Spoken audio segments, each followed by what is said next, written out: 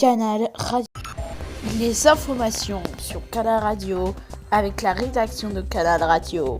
Bonjour à tous, Jean Castex a multiplié les annonces pour Gap. Le Premier ministre a confirmé au maire de Gap l'inscription des études et des travaux pour la section sud et la section nord de la rocade de Gap, entre la courbe de Bayard et la RN 94 au pont Sarrazin, dans le contrat de plan qui s'installe jusqu'en 2027.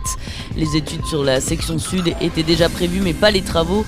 C'est une avancée déterminante selon le maire de Gap.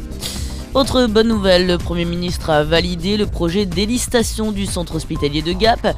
Le maire avait demandé à ce que l'hélicoptère soit stationné sur le toit de l'hôpital et non plus à Tallard pour éviter les nuisances, raccourcir les temps d'intervention et réduire les coûts. Les investissements nécessaires seront financés par l'État. Enfin, le projet immobilier majeur du carré de l'imprimerie au centre de la ville va pouvoir commencer. Les difficultés administratives sont levées et le permis va pouvoir être déposé. Ils vont battre du pavé une nouvelle fois. Les syndicats FSU et FCPE appellent les parents d'élèves, élèves et professeurs à se mobiliser ce mardi à 17h devant les collèges des Hautes-Alpes.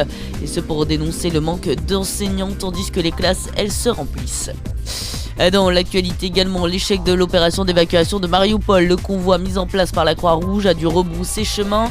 L'organisation va faire une nouvelle tentative aujourd'hui. Malgré ça, plus de 6000 Ukrainiens ont pu être évacués des différentes villes prises pour cible, dont la moitié de Mariupol. Une trentaine de bus est arrivée à Zaporizhzhia, c'est ce qu'a annoncé Volodymyr Zelensky la nuit dernière dans une nouvelle vidéo.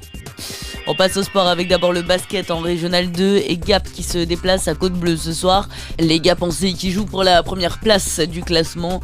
Le coup d'envoi de la rencontre, c'est à 20h. Et puis le foot et les Bleus désormais fixés sur leur sort, ils connaissent leurs adversaires en poule pour la Coupe du Monde au Qatar. Au programme pour l'équipe de France, la Tunisie, un adversaire qui sera connu en juin, mais également le Danemark.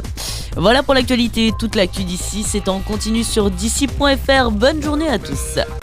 Toute l'actualité en continu sur canalradio.fr.